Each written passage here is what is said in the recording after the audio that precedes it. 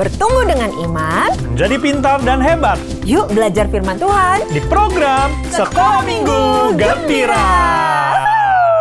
Kak Elika pernah dengar nggak tentang Rasul Paulus? Ya pernah dong. Rasul Paulus kan kisahnya sering banget diceritakan di sekolah minggu. Wah, kalau begitu coba sebutkan 3 kata yang bisa menggambarkan Rasul Paulus. 3 kata, 3 kata? 3 doang. Iya, 3 aja.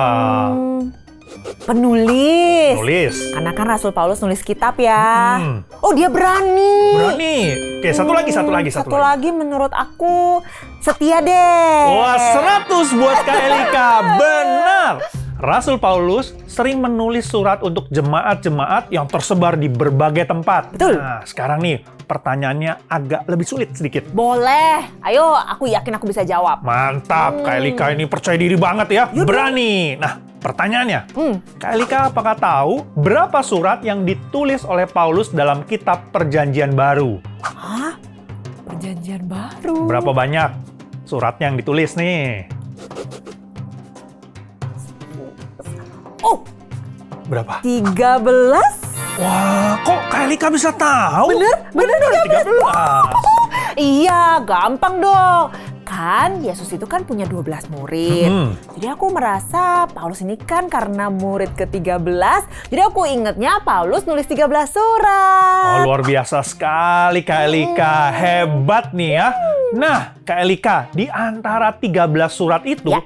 ada loh surat yang ditulis untuk sebuah jemaat yang sedang mengalami banyak masalah, sering berantem, perselisihan. Kak Elika tahu nggak suratnya ditujukan kepada siapa? Tahu-tahu, karena seru banget. Adik-adik juga boleh baca surat 1 dan 2 Korintus. Hebat! Wah, kalau ikut cerdas cermat Alkitab nih kayaknya Kak Elika nih bakal juara ya. Iya Bisa dong. jawab semuanya. Soalnya ya, sekarang saya semakin mengenal Alkitab melalui program Sekolah Minggu Gembira dari CGN Indonesia dong pastinya. Iya, keren ya. Kak Elika bisa semakin bertumbuh dan juga adik-adik ya bertumbuh dalam iman, menjadi pintar dan hebat. Oke, kalau begitu hari ini kita akan belajar tentang apa yang terjadi di jemaat Korintus. Setuju. Seru banget nih pasti. Aku juga semakin penasaran. Adik-adik juga kan? Ayo kita mulai aja. Ayo, yuk. Satu dalam Kristus. 1 Korintus pasal 12 ayat 12 sampai 27. Seorang jemaat mendatangi Paulus dan menjelaskan masalah-masalah yang ada di gereja Korintus. Rasul Paulus, ini masalah besar. Ada perselisihan di dalam jemaat Korintus dan mereka saling bertengkar. Apa maksudmu? Kenapa itu bisa terjadi? Di gereja Korintus ada banyak masalah.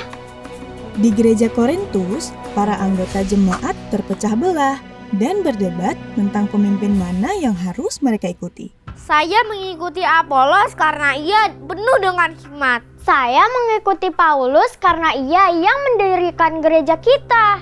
Yang lebih benar Apolos. Paulus lah. Apolos. Paulus. Apolos. Paulus. Apolos. Paulus. Apolos. Adakah Kristus terbagi-bagi? Adakah Paulus disalibkan karena kamu? Atau adakah kamu dibaptis dalam nama Paulus? Kamu di dalam Kristus adalah satu, sama seperti Kristus telah memanggil kita, karena kita semua adalah satu tubuh Kristus. Jangan ada perpecahan di antara kamu, tetapi sebaliknya, supaya kamu erat bersatu dan sehati sepikir. Salah satu dari kita telah melakukan dosa percabulan. Kita harus mengeluarkannya dari gereja. Saya tidak setuju. Kristus kan telah memerdekakan kita. Bukankah segala sesuatu diperbolehkan? Semua orang di dunia ini boleh melakukan dosa. Saya pikir itu tidak apa-apa. Bagaimana mungkin mereka harus dikeluarkan dari gereja kita? Justru karena Kristus sudah menebus kita, maka kita harus menjauhi hal itu. Tapi kan kita masih hidup di dunia ini, pasti berdosa. Aku yang benar. Bukan aku. Aku. Aku. Aku. Aku.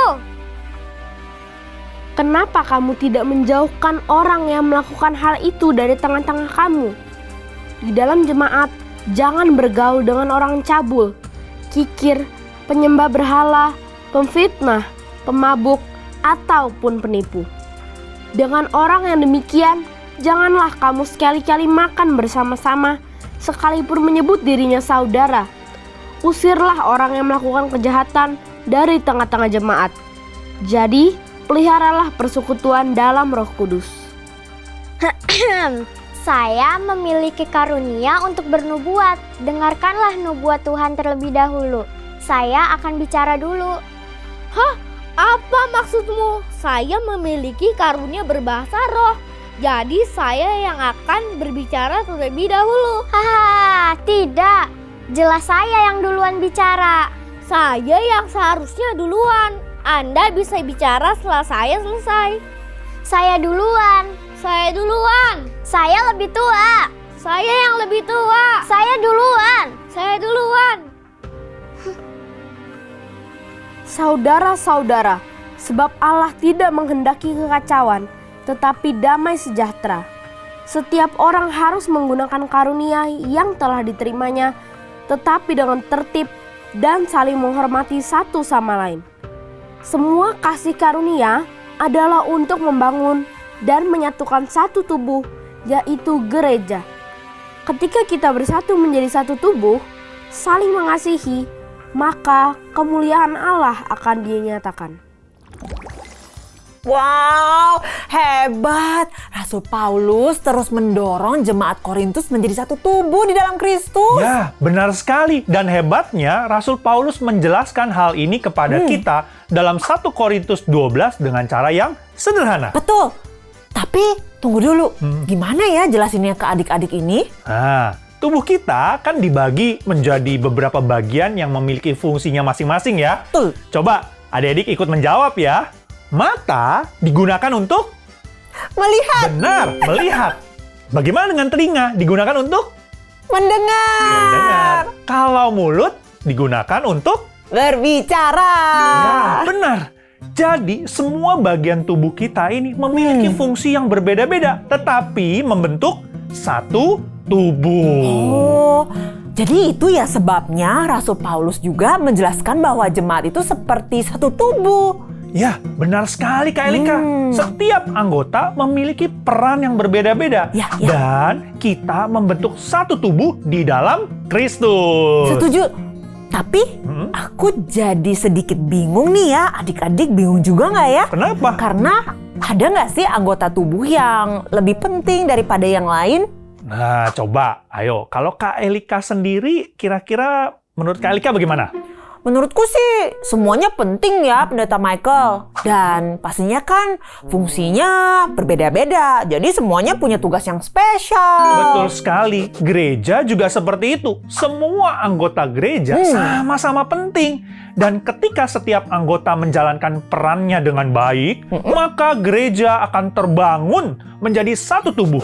Gereja yang bersatu dan berkenan di hadapan Tuhan. Luar biasa sekali ya. Jadi penjelasannya juga jelas. Adik-adik juga mengerti kalau kita semua satu dalam Kristus. Betul sekali Kak Elika. Kalau begitu, kalau kalian setuju, nanti katakan setuju ya. Ya. Sama-sama ya. Satu dalam Kristus. Setuju.